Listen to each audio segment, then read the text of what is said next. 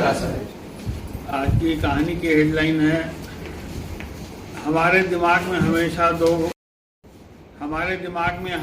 दो घोड़े दौड़ते हैं, एक पॉजिटिव वाला, एक निगेटिव वाला।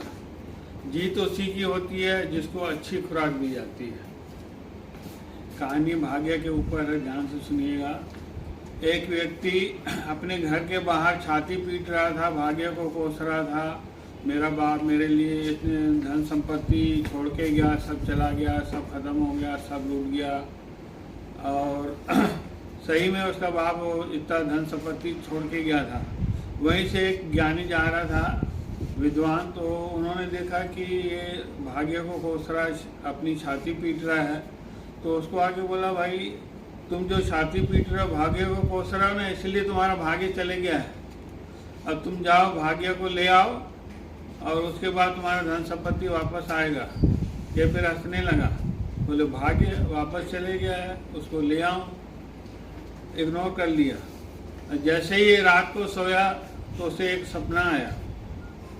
उसे लगा कि एक पहाड़ियों की ऊंचाई से एक व्यक्ति उसकी छाती में कूदा, और जैसे वो सुबेरे कर रहा था वैसे वो व्यक्ति उसके सपने में कर रहा था, छाती पीट रहा था उसकी।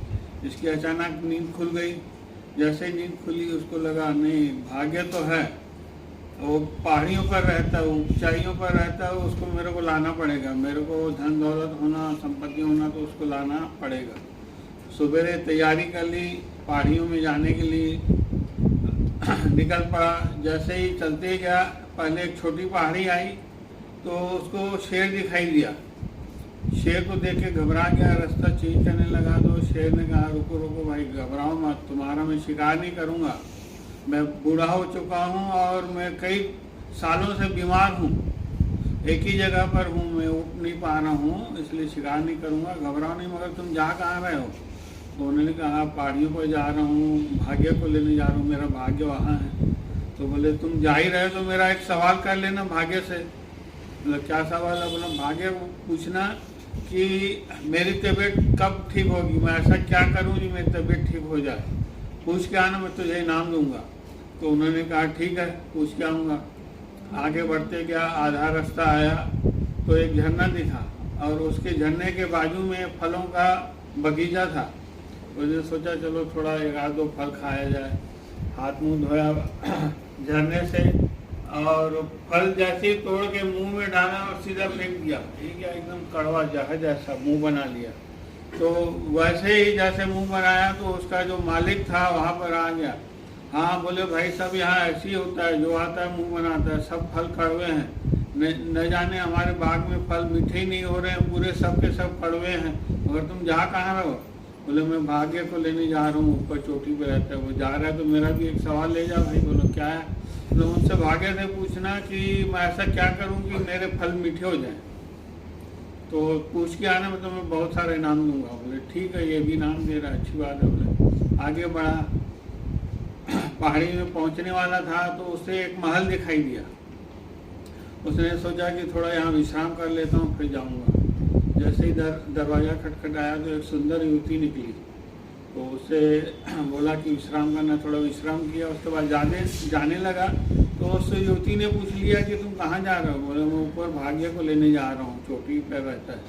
बोले, जा रहे तो मेरा भी एक सवाल पूछ लेना भाई। बोले क्या है? बोला, उससे पूछना कि मेरे पास सब है, धन दौलत मकान सब चीज़ है, मगर खुशी नहीं है, ऐसा मैं क्या करूँ कि मैं खुश हो जाऊँ?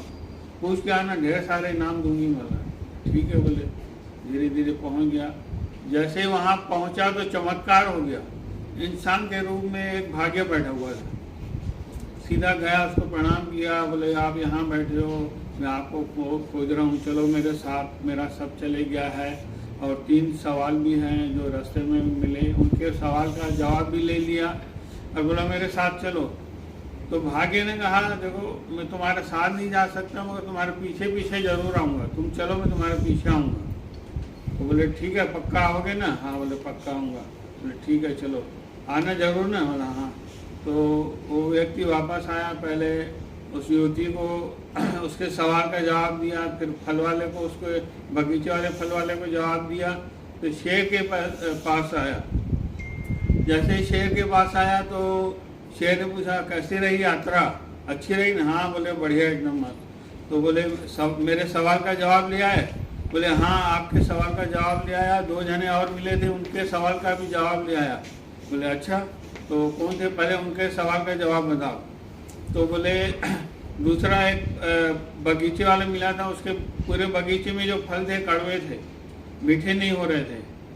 और उसके तीसरा नंबर जो मिला एक युवती थी और उसके बाद सब था, खुशी नहीं थी। तो बोले उसका क्या जवाब था? बोले उसका जवाब ये था कि भाग्य ने कहा कि तुम अच्छा वर देख के शादी कर लो तो तुम्हारे जीवन में खुशियाँ आ जाएगी। तो शेर ने पूछा तुमको इनाम दिया? बोला हाँ मेरे को तो प्रपोज कर ली, बोले मेरे से शादी कर लो और उपहार में पूरा सब तुम्हारा हो जाएगा। तो शेर ने पूछा तुमने क्या किया? बोले मैं सब छोड़ के आ गया, मेरा भाग्य आ रहा ना मेरे पीछे, मैं क्यों रुकता वहाँ, वापस आ गया। बोले ठीक है। और दूसरे का क्या जवाब था? बोले उसके फल मीठे नहीं हो रहे थे तो उन्होंने भाग्य ने कहा उसको जो झरना है ना उसके पीछे सोना छुपा हुआ है, या तो तुम सोना को निकाल दो पानी साफ हो जाएगा फल मीठे हो जाएंगे, या दूसरे झरने से सिंचाई करो। तो शेर ने पूछा फिर तुमको उसने इनाम दिया? बोले हाँ, उन्होंने कहा थोड़ा देर रुक जाओ मैं सोना निकाल लेता हूँ झरने से, सोना तुम ले जाना और मेरे बगीचे के फल मीठे हो जाएंगे। बोले फिर तुम रुके? बोले नहीं मैं क्यों रुकता, टाइम वेस्ट क्यों करता, मेरा भाग्य आ रहा है ना मेरे पीछे।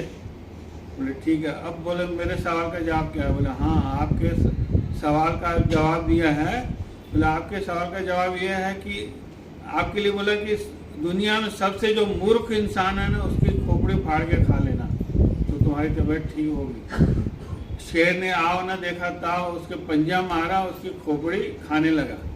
बोले तेरे से महामूर्ख इंसान कहाँ मिलेगा।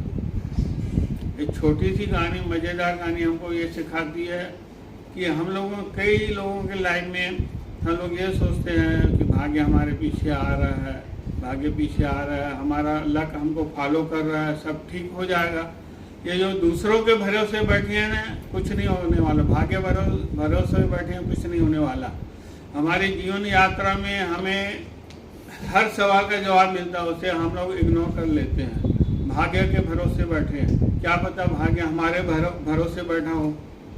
अगर भाग्य बनाना आप अपने खुद से बनाइए, अपने कर्मों से भाग्य बनाइए। छोटी सी कहानी यही हमें संदेश देती है।